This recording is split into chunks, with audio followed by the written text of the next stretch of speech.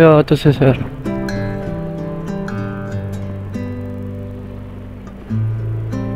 Sensya sir, naipit ako sa traffic eh.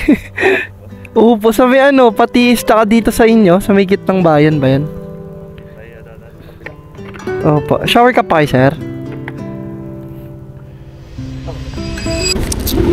Alright. Dali. Naglag ko. Na-drop na natin si sir mga tol. Actually, habang nagkakape ako kanina, kaya hindi na ako nakapag-intro eh. Napasukan kagad tayo. Tiyan mo, hindi ko nga na-arrive at pick up to eh. And I'm not sure kung makakuha tayo ng booking ulit. Hi guys, Shiplogs here and welcome to my channel. So, kamusta kayo lahat and kamusta ang bawat isa mga tol.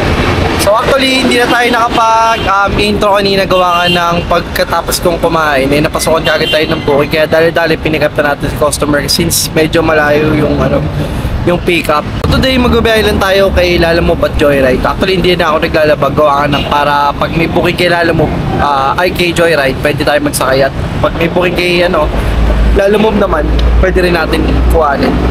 So ayun, samahan nyo lang for today's video and na-miss kong mag-joyride kaya nagkain na rin ako ngayon. So ayun, let's go! After niya, nakuha naman tayo ng long ride papuntang Antipolo from here sa May Diliman. Ma'am? Hello? Hello ma'am, sa joyride po? Kuya? Ay, hello ma'am? Sino to? Sa ano po ma'am, sa joyride po, joyride. Ay, saan ka na po? Nandito na po ma'am sa may Shoppees at Victoria ma'am. Ay, kuya, dito ako nasa taas, kuya. Sa may Uncle John. Ay, sa may Uncle John? Sige, wait lang pa. Opo. Sa taas lang po yan ma'am, no? Opo, nandito. Ay, okay, sige, wait lang pa.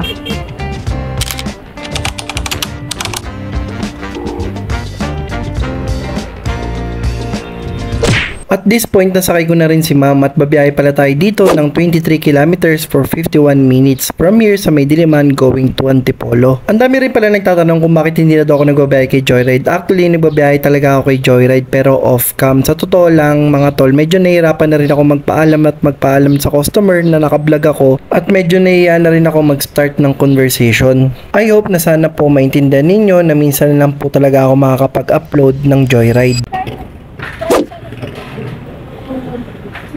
Ay, ito pala akin yan. Ayan. Salamat po. Sensya na, kuya. Okay lang ma'am, salamat. Thank you. Dali mo, na-drop na natin si ma'am. Layo na ito boy. Hindi, binigyan tayo ng 400, 321 lang yung rate niya. Ayan may pangkain na tayo boy. So hindi na tayo nakakain mga tol gawa nga ng napasukan agad tayo ng booking. Actually kakatapos ko lang magpagas. Tapos napasukan ulit tayo. So maganda-ganda rin pala mga booking dito sa Antipolo, no? Kahit pa paano may papasok talaga. So pick upin na natin si ma'am and let's go! Ang biyahe pala ni ma'am is from here sa may Antipolo going to Taguig for 270 pesos. Ayan. Yeah, sige ma'am. Okay na po. After ng almost 1 hour na biyahe, na-drop na rin natin si ma'am dito sa may Makati at kumita tayo dyan ng 270 pesos. Tayo ng kainan mga tol, nagugutom na rin ako. Anong oras na ba? 12:38 and nakakaano na tayo. 220 plus 400, 600. Sabihin mo ng 800 plus. Medyo nagulat nga rin pala ako dito dahil almost 3 hours pa lang ata or less than 3 hours pa lang ako nagtatrabaho naka 890 pesos na kaagad tayo. After nga niya ay kumain muna tayo at tumambay dahil sobrang init talaga ng panahon kaya nagpahinga muna ako. After natin kumain at magpahinga, nagkaroon naman ako ng pick up dito sa may BGC papuntang Sampaloc. Shoutout pala dito sa Marshall ng BGC dahil nakakaintindi talaga sa mga riders. Bye, buti ka mo, mabait si ma'am. May iba kasing enforcer na titikitan kagad, hindi katulad ni ma'am, nakakausapin ka muna ng maayos at papaikutin kung bawal. Maganda makiusap eh. Ay, saan ba ako? Diretso? Pag lalaki, walang patawad sir eh, no? After nga niyan, dahil walang traffic ay na-drop kagad natin si sir at kumita tayo dyan ng 135 pesos. Okay, may tip tayo na 4 pesos. Okay, yan, napanap tayo ng booking mga tol. Tahimik din pala rito, itong part ng Sampaloc na to. Ay, labas tayo, hindi ko na alam to. Habang nag-aantay ng booking, isa pala to sa mga paborito kong merienda, ang Carioca.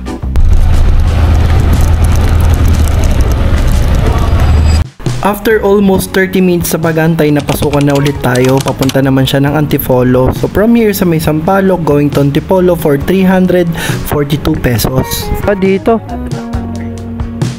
Nakita nyo na kagad sa mapa, sir.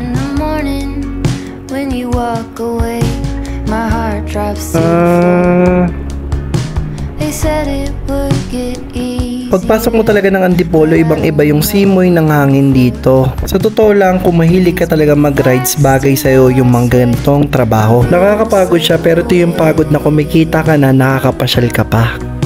But some things last forever. The love that never fades.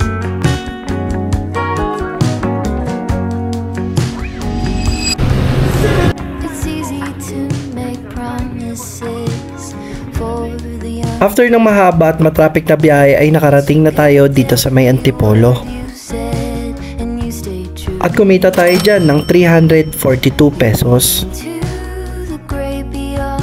There's more love yet to make. Grabe yung layo na ito. Para na siyang ano eh. Things last Para siyang pateresa na. Sakit ng katawan ko. Grabe yung pinagdaanan kong traffic, men. Malala. Woo! Anyway guys, time check. It's already 4:41 na.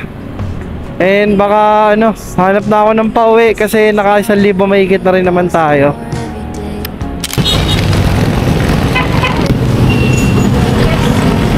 So ayun guys, baka dito ko na rin siguro tapusin yung vlog. And ganun yung pwede mong kitain pag puro long ride yung tinira mo sa Joyride. Actually dapat mag-alala mo po ako, kaso nga lang kaso nga lang medyo okay din naman si Joyride. Actually may mga ID man din sa lalamog ngayon.